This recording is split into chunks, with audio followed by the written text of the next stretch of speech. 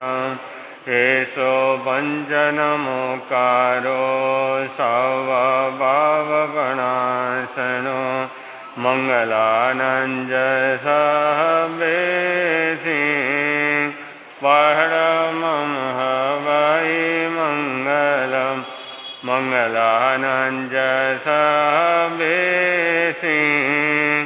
परमं हवै मङ्गलम्। धम्मो मङ्गलमुखितम् अहिंसा संयमो दमो देववित्तं नमसन्ति यस्य धम्मे संयमनो जातुमसभुपेषु वमरो अविरसं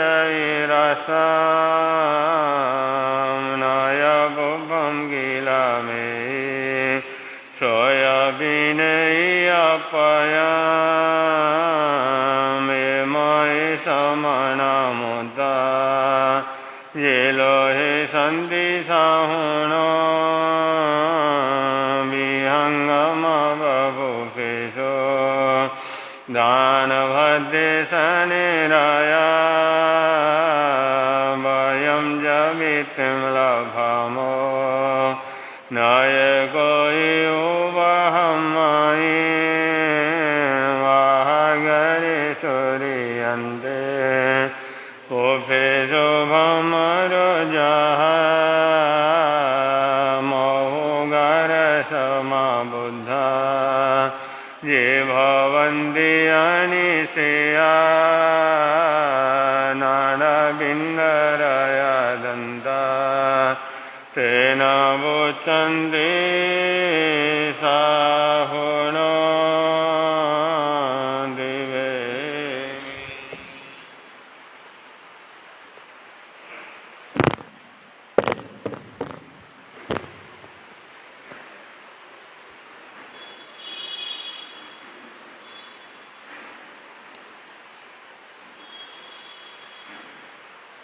बोलिए पंच परमेष्टि भगवान की। आज श्रमण संघीय द्वितीय पट्टाधर आचार्य गुरुदेव श्री आनंद ऋषि जी महासाब का क्या है, जन्म महोत्सव मनाने का दिन है। कहते हैं महापुरुषों का जीवन ऐसा होता है जिनके गुणों को शब्दों में क्या नहीं कर सकते, हम शब्दों में नहीं कर सकते हैं।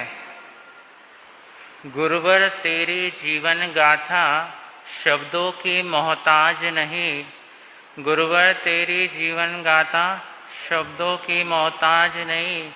गुण तेरे में क्या क्या गाओ गुरुवर, मेरे पास अल्फाज नहीं। ऐसे गुरुदेव के चरणों में सबसे सरल माध्यम होता है अपने भाव व्यक्त करने का भजन। और आप लोगों को एक और बात बता दूं, हम लोग आराध्य गुरुदेव श्रमण संघीय महामंत्री सौभाग्य गुरु जी के साथ थे। गुरुदेव हमेशा प्रवचन से पहले एक बात कहते थे कि भक्ति करते वक्त जिसके मुख से भक्ति नहीं निकले उसका हृदय क्या है, पत्थर का है। तो हमें अपने हृदय को जानने का बहुत सुंदर माध्यम है, क्या है, भक्ति है। तो गुरुदेव के गुणानुवाद में आप लोग भी अपना भक्ति का आनंद लेंगे। माटी है छिछोंडी की चंदन, जन माहीरा गुरु आनंद। माटी है छिछोंडी की चंदन, जन माहीरा गुरु आनंद।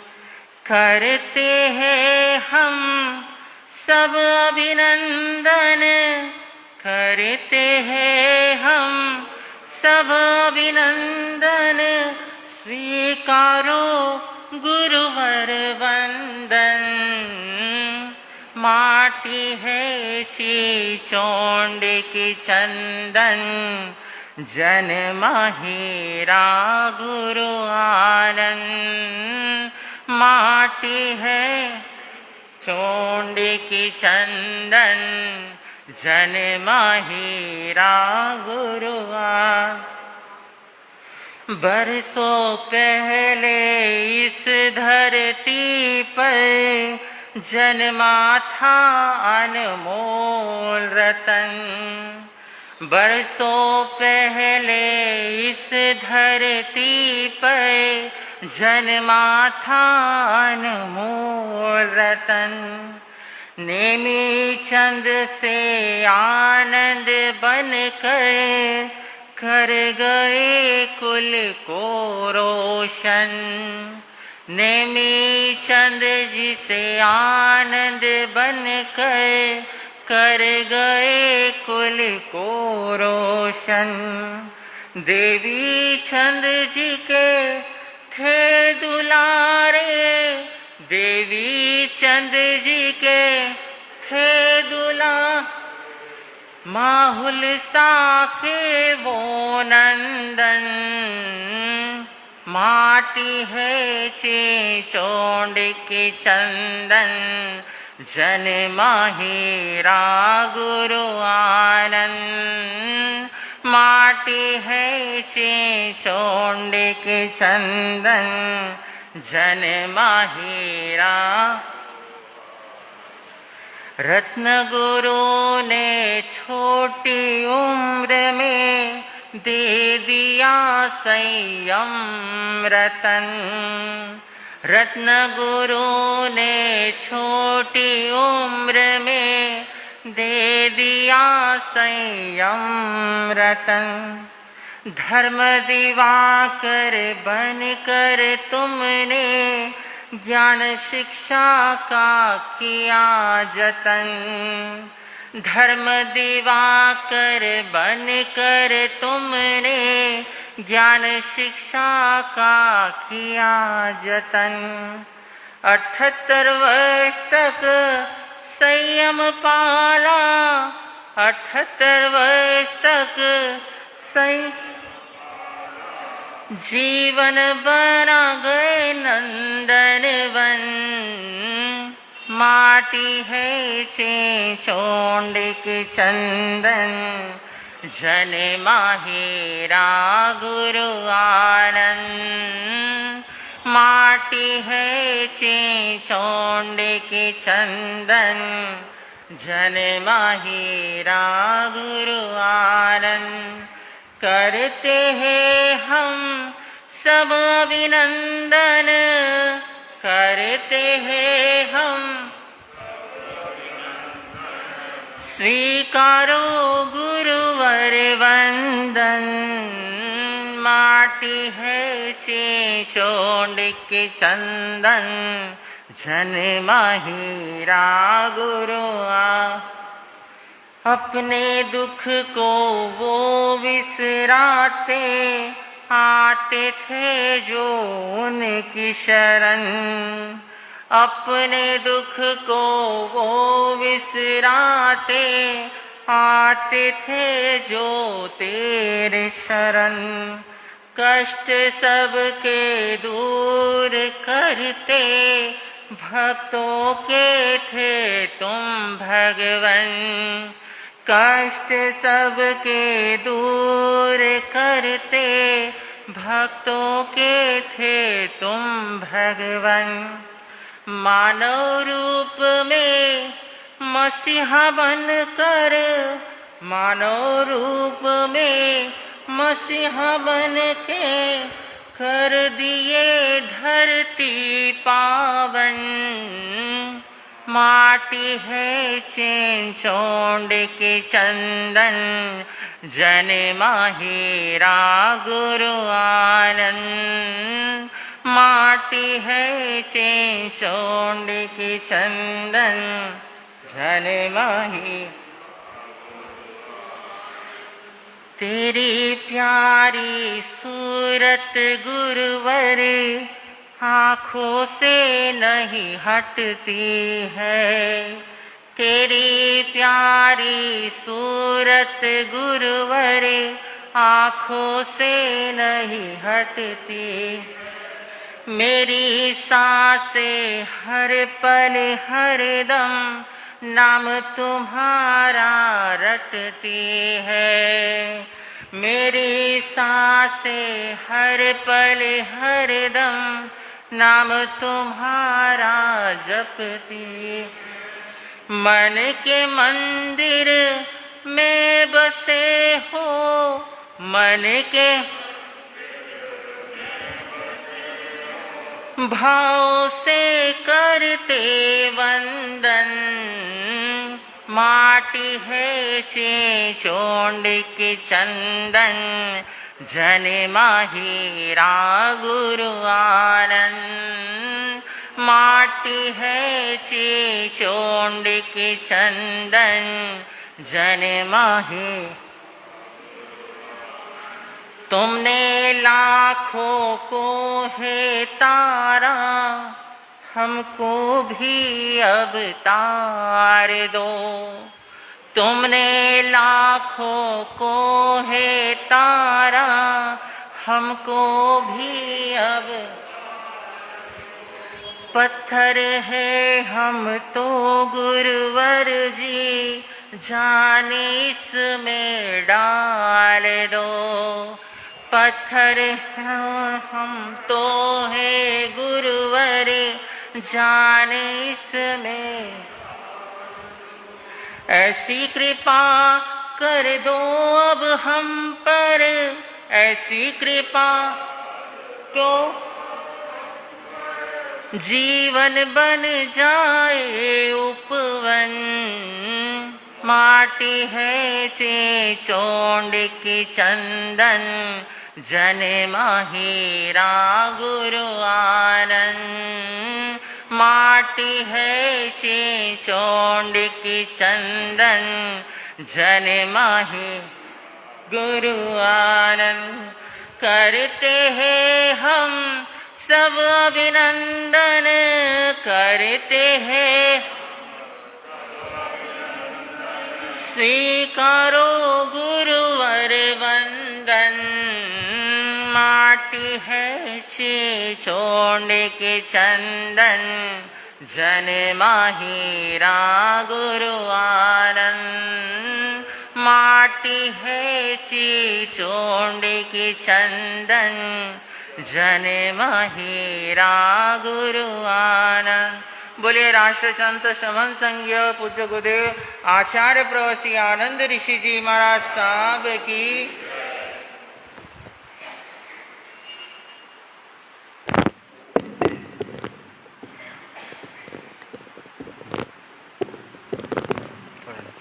थोड़ा सा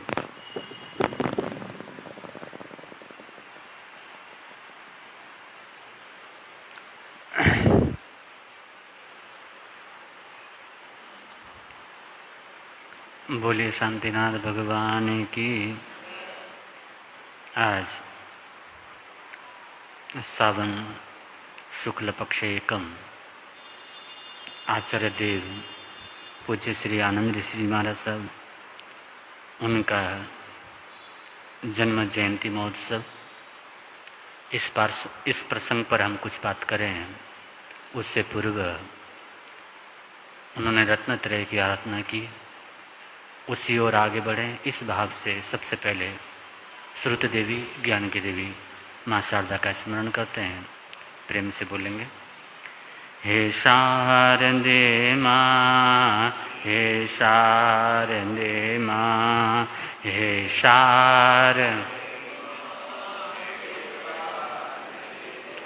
अज्ञानता से हमें तार देना, अज्ञान ऋषियों ने समझी है, मुनियों ने जानी, ऋषियों ने समझी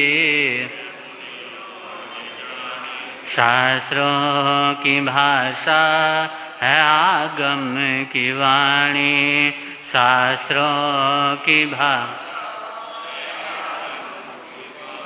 हम भी तो जाने, हम भी तो समझें, हम भी तो जाने,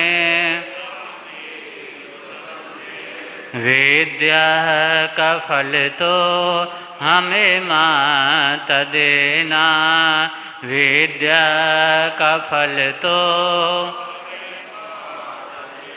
हमें माता देना, हे शारदे माँ, हे शारदे माँ, हे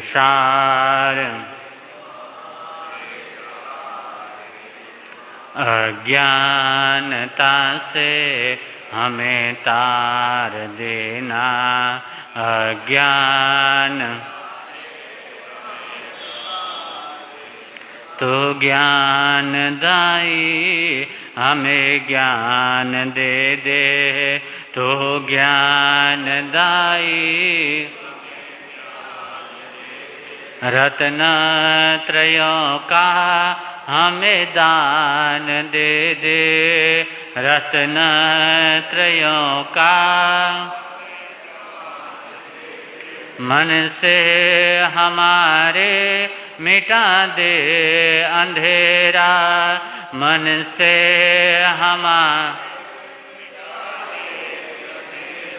हमको उजाले का शिव द्वार देना, हमको उजाले शिव द्वार देना, हे शारदे माँ, हे शारदे माँ, हे शारदे माँ, हे अज्ञानता से हमें तार देना, अज्ञान हृदय के कमल पर पधारो हे माता, हृदय के कमल पर आकंठ मेरे विराजो हे माता, आकंठ मेरे विराजो, नमन हो नमन हो नमन हो हमारा, नमन हो नमन समर्पित है हम सब तो देना सहारा, समर्पित है हम सब तो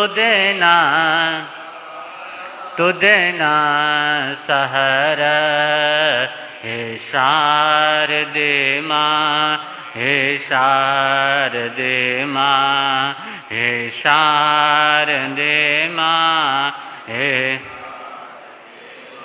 अज्ञानता से हमें तार देना, अज्ञान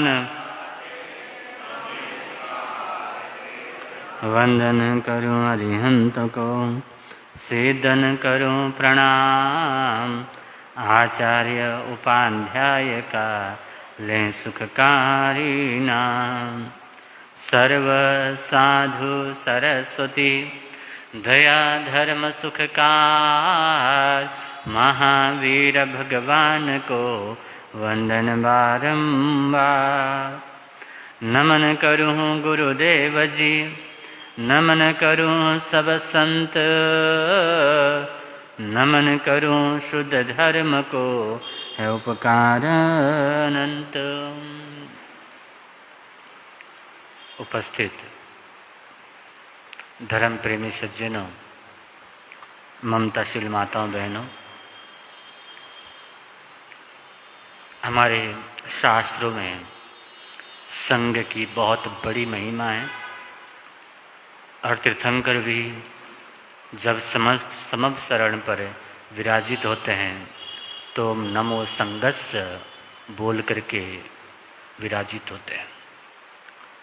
तो चतुर्विध संघ उसका बड़ा ही गुणगान किया गया है और इस काल में जब हमारा संघ बहुत से भागों में विभाजित था, तब बड़े आचार्यों ने, हमारे पूर्वजों ने सोच समझकर चिंतन करके एक समग्र भारत के लिए जितना हो सकता है उसके अनुरूप एक संघ को संगठित किया जिसको हम श्रमण संघ बोलते हैं।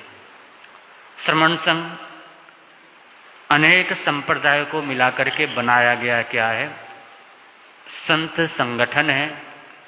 और कश्मीर से लेकर के कन्याकुमारी तक और पूर्व भारत कलकत्ता से लेकर के गुजरात तक सब जगह पर इसके अनुयायी और साधु साध्वियाँ, श्रावक श्राविकाएँ इसमें विद्यमान है। तो आज भी इस संघ की बड़ी महिमा है, संघ की बड़ी गरिमा है। और ऐसे ही आज का प्रसंग है, क्योंकि इस संघ के, श्रमण संघ के द्वितीय पट्टाधर हुए आचार्य देव पूज्य श्री आनंद ऋषि जी महाराज साहब। बड़ा भद्रिक व्यक्तित्व, बड़ा सरल व्यक्तित्व, लेकिन कहते हैं ना, वृक्ष फल देता है और बहुत विशाल वृक्ष हो तो उसकी छाया में बहुत सारे लोग तपस्या आनंद पाते हैं, उससे छुटकारा पाते हैं, उसमें विश्राम करते हैं। बहुत सारे पक्षी उसमें घोंसला बनाते हैं, वहाँ पर रात गुजारते हैं। एकमात्र वृक्ष वो भी बड़ा परोपकारी हो जाता है, लेकिन जितना विशाल वृक्ष होता है उसकी जड़ें उतनी ही क्या होती है, गहरी होती है। जितना बड़ा और विशाल वृक्ष होगा उसकी जड़ें उतनी गहरी और उतनी दूर दूर तक फैली हुई होती है। तो हम आचार्य देव को नमन करते हैं, वंदन करते हैं और उनका स्मरण करते हुए उनके दिव्य व्यक्तित्व को तो देखते हैं। वो जहाँ जहाँ पर गए उन्होंने आनंद की बरसात की, जिधर जिधर विचरण किया, क्योंकि उनका तन आनंद से भरा हुआ था, उनका मन आनंद से भरा हुआ था। और आनंद तो परम आनंद ही आनंद है। आनंद से बढ़ कर के हमारी कोई दूसरी खोज क्या है? हमारे जीवन की अगर सर्वोच्च खोज है तो क्या है? आनंद है। मैंने पहले भी कहा था कि सुख का तो विलोम दुख होता है, दुख का विलोम सुख होता है, लेकिन आनंद का कोई विलोम क्या होता? नहीं होता। आनंद आनंद ही होता है। ये जो परम शांति भीतर की उपलब्ध हो जाती है उस अवस्था को आनंद बोलते हैं। और वो आनंद का सूत्रपात हुआ उनकी माँ के संस्कारों से। माँ हुलसा देवी, उन्होंने ऐसे संस्कार दिए, ऐसे संस्कार दिए, माता पिता के पवित्र संस्कार उस नन्हे से बालक नेमिचंद को आनंद ऋषि तक की यात्रा क्या करवा दी? करा दी। अनेक अनेक पदों को उन्होंने शोभित किया, या यूं कहें वो पद आचार्य देव के कारण से क्या हो गए? सुशोभामान हो गए, उनकी गरिमा बढ़ गई। और ऐसा आचार्य जिनको 36 कौम पूजती है, आप महाराष्ट्र में जाकर के देखें, अहमदनगर के आसपास का सारा इलाका, सब जगह पर हर वर्ग के लोग उनको आनंद बाबा के नाम से क्या करते हैं? मानते हैं, उनको पूजते हैं। और उनके नाम में भी बड़ी बरकत है, लेकिन यहाँ तक पहुँचाने में माता पिता के संस्कारों का या पिछले जन्म के शुभ कर्मों का संचय है, उसका बहुत बड़ा योगदान है।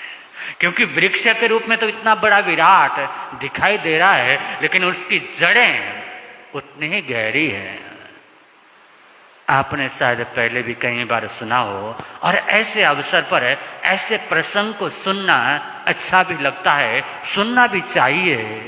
क्योंकि अंतर्गत दशांग सूत्र में भी हम हर परिषद में प्रतिवर्ष 90 महान आत्माओं का क्या करते हैं? जीवनी सुनते हैं। ऐसे आचार्य देव की जीवनी, जिनमें उनके अंदर संस्कार कैसे भरे हुए थे, इस बात का प्रमाण मिलता है। बचपन में होंगे 5-6 साल के बालक होंगे, माँ की गोद में ही थे, और माता हुलसा देवी अपने नन्हे से बालक नेमीचंद को गोदी में लेकर के पास के गांव में दर्शन के लिए क्या कर गई, चली गई। हिवड़ा गांव में उनकी मौसी साध्वी राम कुंवर जी महाराज साहब, जो नेमीचंद की मौसी साध्वी लगती थी, वो उनके दर्शन के लिए माता हुलसा देवी नेमीचंद को अपने गोद में लेकर के वहाँ पर पहुँची। एक दिन 2 दिन जितना भी रहना हो, धर्म ध्यान करना हो, साधना करनी हो, किया, रही। रहने के बाद में संध्या काल के समय जब लौटने लगे, और आज से लगभग 120 वर्ष पुरानी बात, और उस समय आज की तरह की सुविधाएं क्या थी? नहीं थी। गाड़ियों का इतना चलन नहीं था। उस समय घोड़े गाड़ी या बैलगाड़ी या तांगे यही क्या करते थे, चलते थे। तांगा पीछे बैठने की जगह होती है और आगे घोड़ा उसको क्या करता है, खींचता है, और तांगे वाला उसके पास में बैठ करके तांगा चलाता है। और कई जगह तांगे अलग अलग ढंग से भी चलाते हैं। तो वो दर्शन करने के लिए जब लौट रही थी, संध्या काल के समय था, और तांगे में सवार होकर के अपने ग्राम चिंचोड़ी की ओर लौटने लगी। माता हुलसा देवी, नन्हा सा बालक गोदी में है। संध्या काल का समय हो गया है, पहुंचना दूर है। घोड़े वाले से कहा कि भैया जरा तांगा तेज चलाओ, थोड़ा सा और दौड़ाओ, जिससे अंधेरा होने तक पहले पहले हम क्या कर जाएं, घर में पहुंच जाएं। उसने जोर से एड़ लगाई घोड़े को। घोड़ा एकदम तेजी से दौड़ पड़ा। एकदम तेजी से घोड़ा भाग रहा था। तांगा उसके साथ साथ में तांगे को खींच के जा रहा था। बीच में बहुत बड़ा पत्थर आया, और जैसे बहुत बड़ा पत्थर आया, घोड़े ने तो एक छलांग लगाई और पार क्या कर गया, हो गया। और घोड़े के साथ में जैसे उसने छलांग लगाई, वो तांगा भी क्या कर गया, एकदम से उछल गया। और जैसे तांगा जोर से उछल गया तो मां तो संभल गई, लेकिन मां की गोद में जो बालक नेमीचंद है वो जोर से क्या कर गया, उछल गया। और जोर से उछल गया, उनकी गोदी से उछल करके तांगे के सामने जा करके गिर पड़ा। इतने जोर से उछला कि घोड़ा तांगे के सामने जाकर के गिर पड़ा। अब घोड़ा तो बच के निकल गया, लेकिन कहते हैं तांगा जब निकल रहा था, उसके पहिए उस बच्चे के शरीर के ऊपर से निकल गए। माँ एकदम घबरा गई। माँ को बड़ी तकलीफ हुई। उनका रोको रोको, मेरा बच्चा उछल गया है। तांगे वाले ने एकदम एड़ लगा के घोड़े को रोका, और माँ होश हवास होकर के बड़ी जल्दी से आकर के अपने बच्चे को उठाया, उसके धूल को झाड़ा, बच्चे को गोद में लिया। पता नहीं कितना चोट लगा हो, पता नहीं क्या हो गया, पता नहीं कैसा हो गया। ये भाव माँ के अंदर, माँ का कलेजा तो माँ का ही है, माँ के हृदय की कल्पना और कोई कौन कर सकता है।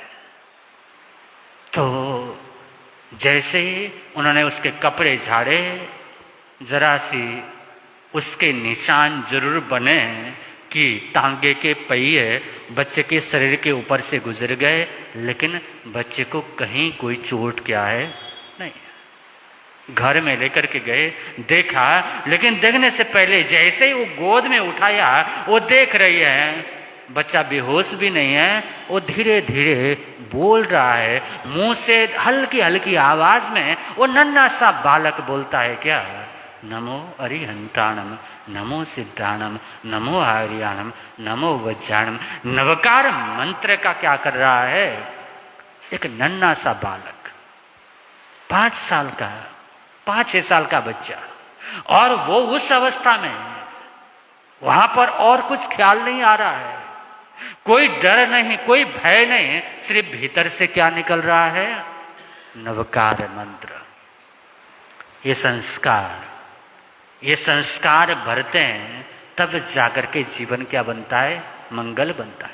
और उन्होंने घर में ले जा करके दिखाए भी, सब कुछ वैद्य को बुलाए भी, लेकिन बच्चे को जरा भी खरोंच तक क्या की है, इन वकार मंत्र के स्मरण का ही तो प्रभाव है।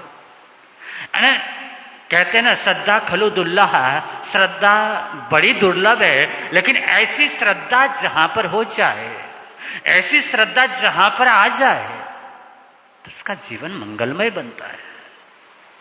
कहते हैं एक बार रतन ऋषि जी महाराज साहब ग्राम में पधारे तो उस समय सभी बच्चे, उन्होंने दया का कार्य किया, दया व्रत धारण किया। दया में एक बार भोजन करना होता है, आहार लेकर के आते हैं, गोचरी दया होती है, घर में जाकर के आहार लेकर के आते हैं और स्थानक में रुकते हैं और 24 घंटे स्थानक में रह करके एक तरह से साधु की तरह जीवन जीने का अभ्यास करना, उसको क्या बोलते हैं, दया बोलते हैं। 24 घंटे नहीं रुक सकते हैं तो कम से कम 11 सामाई क्या की जाती है। 24 घंटे रहें तो बहुत अच्छा है, नहीं तो कम से कम 11 सामाई की आराधना करना, इसको क्या बोलते हैं, दया व्रत बोलते हैं। और उन्होंने भी मम्मी को बताया नहीं तो अपने मित्रों के साथ में वहाँ पर दया व्रत की क्या की, आराधना की। और सामाई के वेश में गोचरी के लिए गए अपने ही घर में। अपने ही घर में जाकर के जब गोचरी के लिए कहा, आहार के लिए आए तो देखा, ओह ये तो मेरा नन्ना सा लाडला, नन्ना सा बच्चा। उनका बेटा नेमी ये क्या है? उनका माँ मैं कैसा लग रहा हूँ, अच्छा लग रहा हूँ ना? कहा बेटा तुम बहुत प्रिय लग रहे हो, बड़े अच्छे लग रहे हो। उनका माँ कृपा करना मेरा जीवन ऐसा ही आगे बढ़ चले। अने संस्कार कैसे उनके हृदय के अंदर भरे हुए थे। कहते हैं उसके अनंतर पूज्य श्री रतन ऋषि जी महाराज साहब वो आए घर में और उन्होंने कहा मुझे कुछ चाहिए, कुछ दे सकती हो? तो पिता देवीचंद और माता हुलसा उनसे उन्होंने कहा कि गुरुदेव कहिए आपको क्या। उनका नेमीचंद को मुझे क्या कर दो, बहरा दो।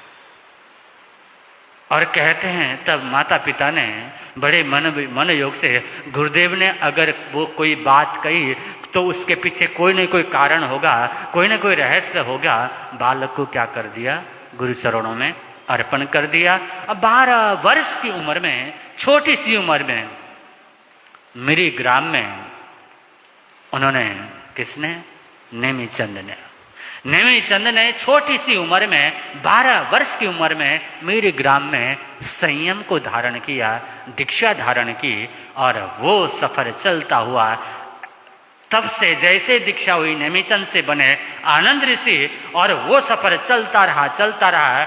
ऐसा दिव्य जीवन उन्होंने जिया कि जीवन के आखिरी समय तक 80-82 वर्ष की उम्र तक भी उनके अंदर सीखने की बड़ी ललक थी। कहते हैं 82 वर्ष की उम्र में उन्होंने श्रावकों से कहा, जब श्रमण संघ के आचार्य थे वो, उस समय उन्होंने कहा कि मुझे फारसी भाषा क्या करनी है, पारसी भाषा सीखनी है। पारसी भाषा सीखने के लिए जो ईरान देश है वो पहले फारस कहलाता था और वहाँ की भाषा को क्या बोलते हैं, पारसी बोलते हैं। तो पारसी भाषा सीखने के लिए एक व्यक्ति को बुलाया, मुल्ले को बुलाया। आचार्य देव ऊपर पाटे में विराजमान थे, लेकिन वो पाटे से नीचे उतर के अपने जो शिक्षक आए थे उनके समकक्ष बराबर बैठ गए। तो कहते हैं संघ वालों ने कहा, श्रावकों ने कहा, गुरुदेव आप तो आचार्य हो, आप तो ऊपर ही विराजित रहे, आप नीचे क्यों पधारते हैं? तो उनका तुम्हारे लिए मैं आचार्य हूँ, मानता हूँ, मैं संघ का भी आचार्य हूँ, लेकिन जिन शिक्षक के समक्ष मैं एक भाषा सीखने जा रहा हूँ उनके लिए मैं आचार्य क्या हूँ? उनका मैं सिर्फ छात्र हूँ, उनका मैं विद्यार्थी हूँ। अब विद्यार्थी को हमेशा क्या करना चाहिए, नीचे ही बैठना चाहिए। अपने जिनसे शिक्षा ग्रहण करनी है उनसे ऊंचे आसन में बैठ करके शिक्षा ग्रहण की नहीं जाती। कितना विवेक, कितना ज्ञान, और इस उम्र में भी कितनी विनम्रता, ऐसा दिव्य जीवन, यानी उनके एक एक बात को याद करते जाएं, उनके एक एक बात को स्मरण करते जाएं, दिल भाव विभोर हो जाता है, हृदय का कण कण आनंद से सराबोर हो जाता है। ऐसा दिव्य व्यक्तित्व है, दिव्य व्यक्तित्व को जीवन जिया है पूज्य आचार्य श्री आनंद ऋषि जी महाराज साहब ने। अब वो इस बीच हमारे बीच तो नहीं है, लेकिन उन्होंने जो संग को दिया है, जो एक आनंद की बरसात की है, उसकी सुगंध अब भी पूरे श्रमण संघ को, क्या पूरे संघ समाज को, पूरे जिन शासन को क्या कर रही है, सुवासित कर रही है। तो ऐसे आचार्य देव उनके चरणों में वंदन नमन करते हैं और उस उपलक्ष्य में आप सबको शुभकामना देते हुए उनके गुणग्राम में जो भजन आप सबको पता है, आप सबने गुनगुनाया होगा, उसी भजन को उनके स्मरण में गाते हैं। प्रेम के साथ में आप भी बोलेंगे और हम भी बोलते हैं। जय आनंद आनंद गाए जा, जय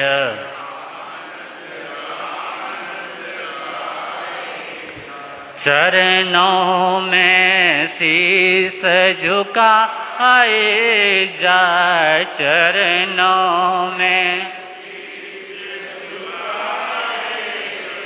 जय आनंद आनंद गाए जा, जय आनंद आचार्य देव गुण धारी थे, आचार्य देव गुण धारी, जन जन को वल्लभकारी थे, जन जन को वल्लभ नित मंगल दर्शन पाए जा, नित मंगल जय आनंद आनंद, जय आनंद। देवी चंद जी के लाल कहाए हैं, देवी चंद जी के लाल, माता हुल साह के जाए हैं, माता हुल चिंचोली नगर सुनाए जा, चिंचोली नगर सुना, जय आनंद आनंद गाए जा, जय। उनका दिव्य जीवन कैसा था, जीवन में कैसी विमलता थी, जीवन में कैसी दिन कर सम तेज चमकता था, दिन कर सम तेज चमक, मुखमंडल लखहर साए जा, मुखमंडल लखहर,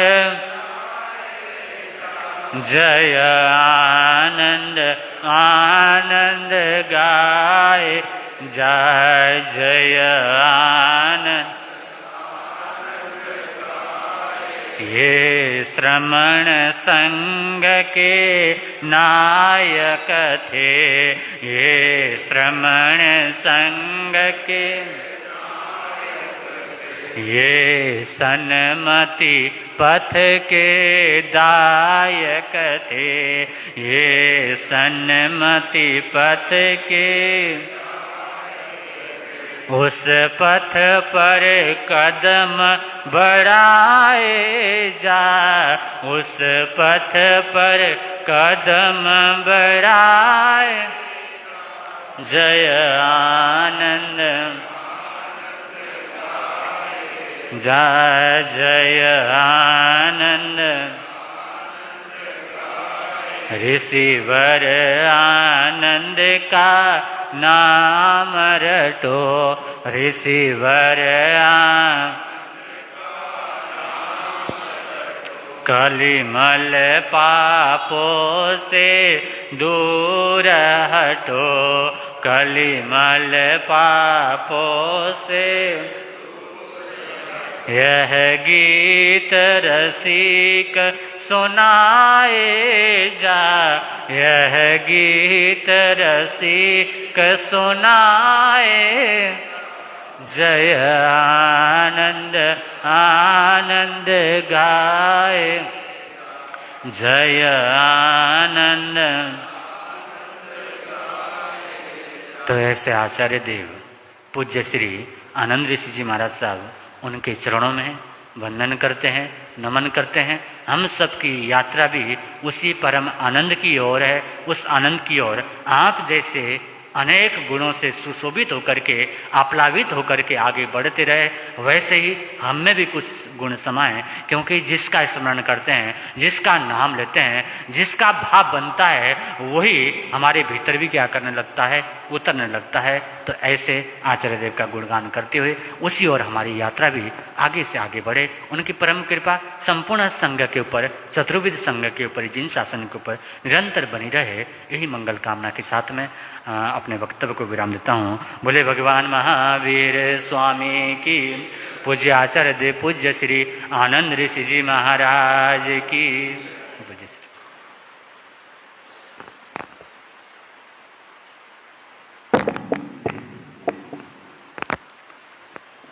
भगवन तेरी आराधना मेरी जिंदगी के शान हो, भगवन तेरी आराधना मेरी जिंदगी के शान हो। मुझे कहीं वरदान दो, मेरी आत्मा बलवान हो, भगवन तेरी आराधना। मुझे सुख की परवाह नहीं, दुख में भी निकले आह नहीं। मुझे सुख की परवाह नहीं, दुख में भी निकले आह नहीं। बस एक तेरा ध्यान हो भी तेरा नाम हो, भगवन तेरी आराधना, भगवन तेरी आराधना।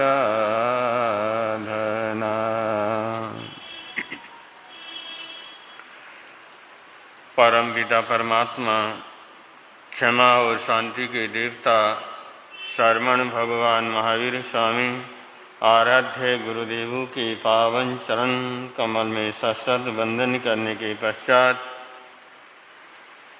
उपस्थित धर्मानुरागी भाइयों, माताओं एवं बहनों, एक आपका जैन नगर जैसा ही शहर था, शायद उज्जैन नगर की भी घटना हो सकती। एक अच्छे परिवार में कुछ बाहर से मेहमानों का आना हुआ उस घर में 5-6 साल का एक बच्चा था। समझ लो अब वो बच्चा नहीं, बड़ा ही 14-15 साल का वो बच्चा था।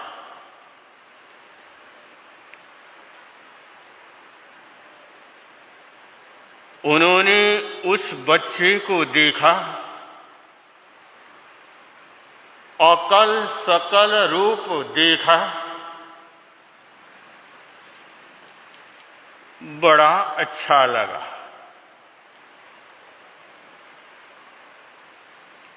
एक मेहमान ने पूछा, बेटे तुम्हारी क्या उम्र है?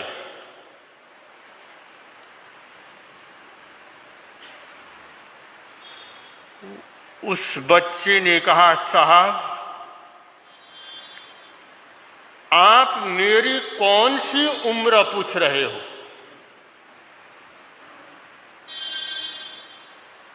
और वो मेहमान भी सुनकर के दंग रह गए। उन मेहमानों ने पूछा कि तुम्हारी कितनी तरह की उम्र है?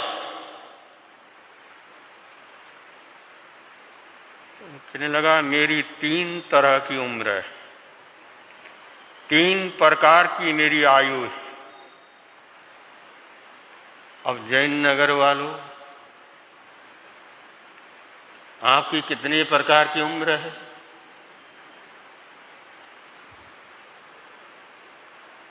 आप तो कहोगे, महाराज मेरी तो क्या है, एक ही उम्र है।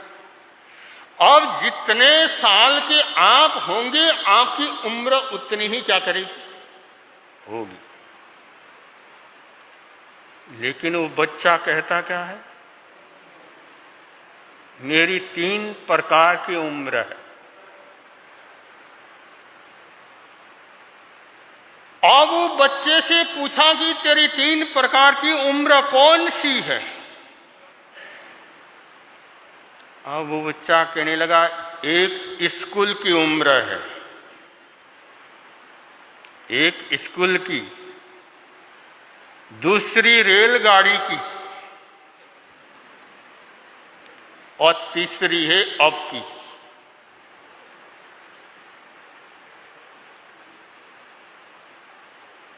अब उन मेहमानों ने सुना, वो भी इस चक्कर में पड़ गए। लेकिन जैन नगर वाले तो चक्कर में नहीं पड़े होंगे। अब वो मेहमान चक्कर में पड़ गए। फिर बच्चे से पूछा, ये बतला तेरी स्कूल की कौन सी उम्र है? कहने लगे, जिस स्कूल में मैं पढ़ता था, और स्कूल का नियम था कि जो बच्चा 5 साल का हो उसी को स्कूल में भर्ती मिलती। और मैं 4 साल का था, और मेरे माँ ने स्कूल में कहा, ये मेरा बेटा 5 साल का है।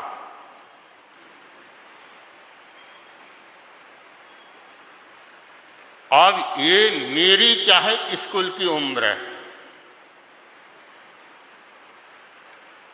और दूसरी उम्र तुम्हारी कौन सी? नेता रेलगाड़ी की। और जब मैं 14 साल का था,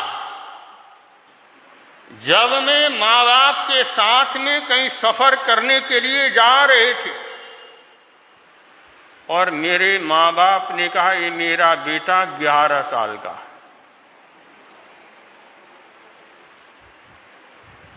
अब आपको मालूम है कि जो बच्चा 11 साल का होता है उसका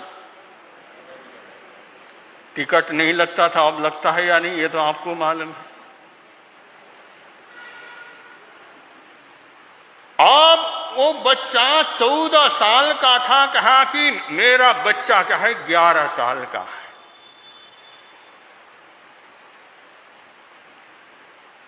अब वो बच्चा कहता है अब जो तीसरी जो उम्र है, अब मेरी जो उम्र है वो तीसरी उम्र है।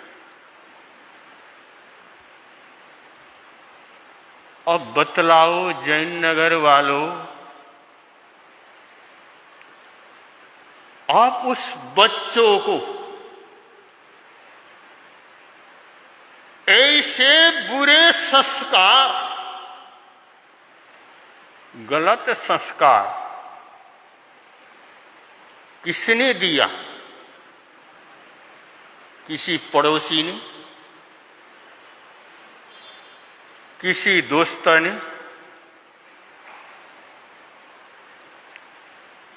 उस बच्चे को गलत संस्कार मां बाप ने दिया।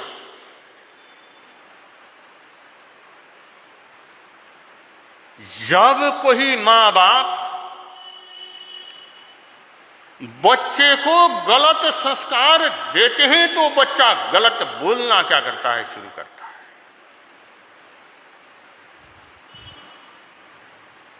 इसलिए बच्चे को आज हम सिखाते हैं, ऐसा करो ऐसा करो। बच्चे को कभी सिखाने से वो बच्चा कभी सीखता नहीं है, याद रखो। क्या करने से सीखेगा बच्चा? दिखाने से सीखेगा। और कैसे दिखाना है बतला दो। जैसे आपके घर में आपका एक छोटा बच्चा है, आप उसको थानक में लेकर के आए और आकर के आपने वो 3 साल 4 साल के बच्चे को कहा तू महाराज जी के क्या कर ले, चरण छू ले, तू महाराज जी को वंदना कर ले। अब बतलाना जैन नगर वालों, वो बच्चा क्या वो महाराज के चरण छुएगा, महाराज के को वंदन करेगा?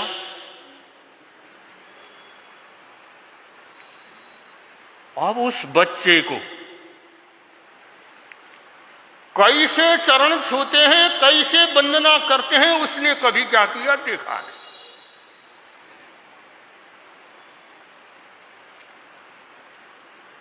अब वो कैसे वंदना करना, लेकिन उस बच्चे को दिखाना है। अगर आप आए हैं तो पहले आप क्या करो, झुक करके क्या करो, उनके चरणों में अपना माथा झुकाओ।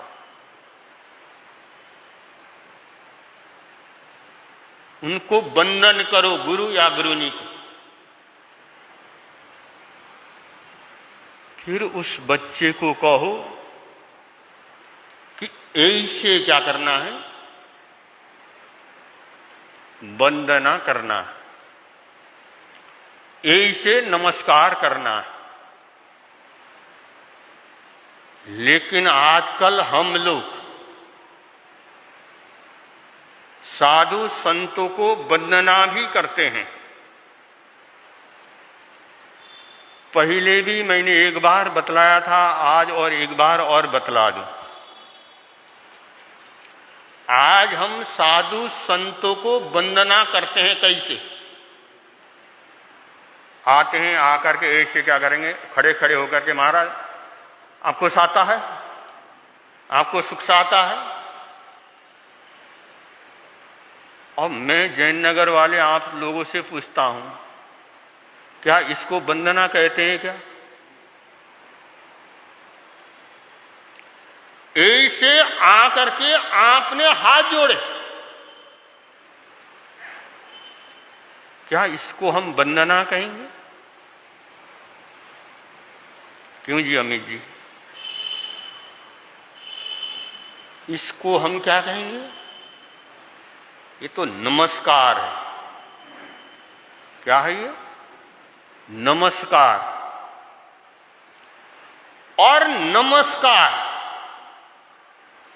आप शराबी को भी कर सकते हो, पापी से पापी इंसान को भी आप नमस्कार कर सकते हो।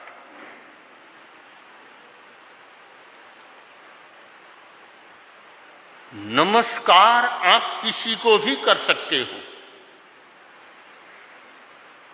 नमस्कार से आपको पुण्य का बंधन होगा। ध्यान से सुनना मेरी बात। नमस्कार से पुण्य का बंधन होगा। पुण्य कितने हैं? 9 हैं। और उन 9 पुण्य में लास्ट पुण्य कौन सा है? नमस्कार पुण्य। आपने किसी को जय जिनेंद्र बोला, नमस्कार बोला, और वहां पर आपको पुण्य का क्या होगा? बंधन होगा।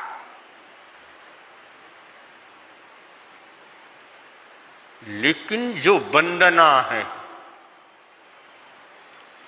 वो वंदना से कर्मों की निर्जरा होती है। वंदना से क्या होती है? अब वंदना कैसे करनी है?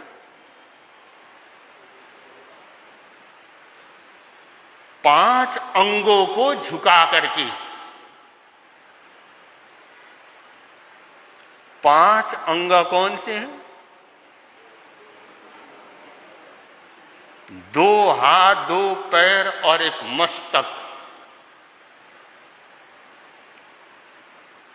जब आपके ये 5 अंग झुकेंगे और तभी आपकी क्या होगी? वंदना होगी।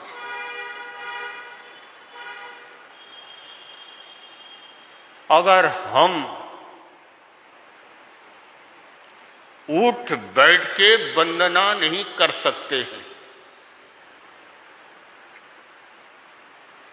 तो आप वंदना के आसन से तो आप क्या कर सकते हो? वंदना कर सकते हो। अब वंदना का आसन कौन सा होता है?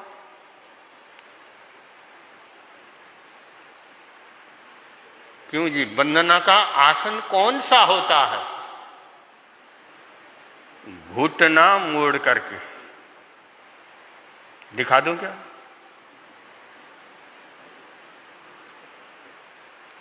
अब देखिए, दिखा दूं, क्योंकि दिखाने से जल्दी आपको क्या करेगा? समझ आ जाए। अब जैसे समझ लो एक वंदना का आसन है। अगर हम उठ बैठ के भी वंदना नहीं कर सकते हैं तो तिखुत्व के पार से 3 बार बैठ करके तो माथा तो क्या कर सकते हैं? जमीन में हम लगा सकते हैं।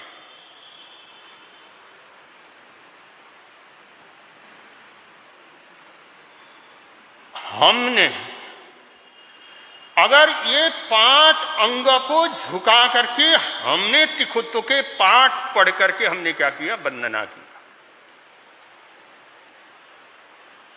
वो वंदना आपके उन कर्मों को तोड़ने का क्या करेगा? काम करेगा।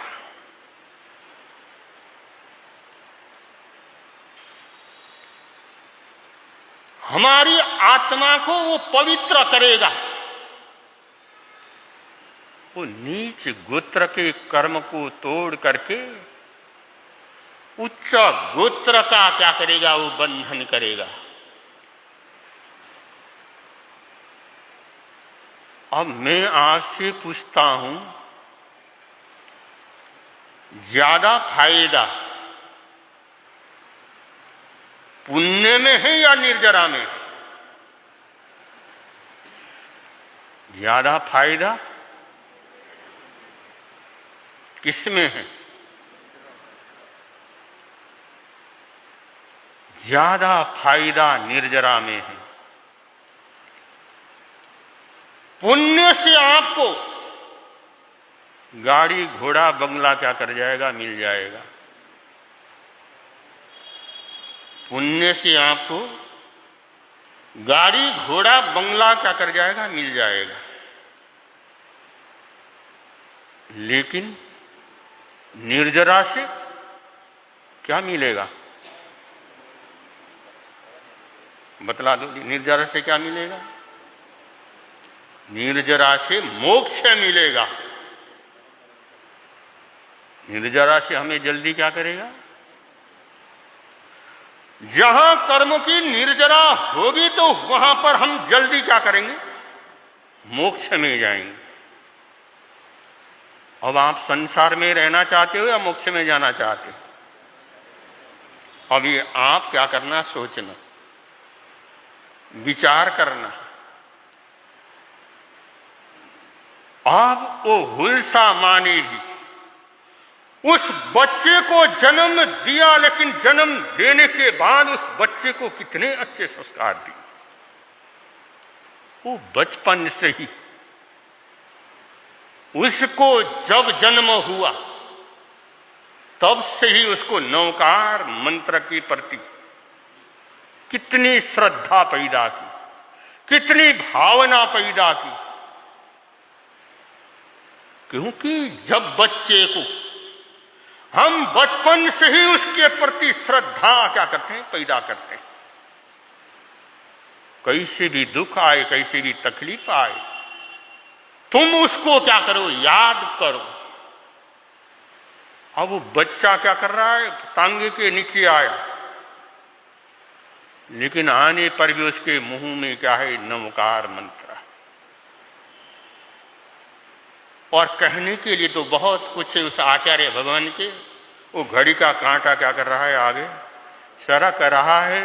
और अधिक न कहते हुए उस महापुरुष के जीवन गाथाएं तो आप लोग क्या करते हैं, सुनते रहते हो और अभी भी सुने हो। तो इसलिए ऐसे महापुरुष के जन्मदिन पर और हम उसके श्रद्धा के सुमन हम क्या करते हैं, समर्पित करते हैं इन्हीं शब्दों के साथ में। संकल्प हो हमारा इंसान हम बनेंगे, संकल्प हो हमारा इंसान हम। इंसान बन गए तो भगवान भी बनेंगे, इंसान बन गए तो भगवान भी बनेंगे। हम कहीं गगन गे, पीली डायरी के अंदर आईमेल के पर्ची है, वो लेके आना, अंदर रह गया। चमके हुए सितारे लगते हैं कितने प्यारे, हंसते रहे हंसेंगे, लगते हैं कितने प्यारे, हंसते रहे हंसेंगे। संकल्प हो हमारा इंसान हम बनेंगे, संकल्प हो हमारा इंसान हम बने। आज के एकादशी ने बहुत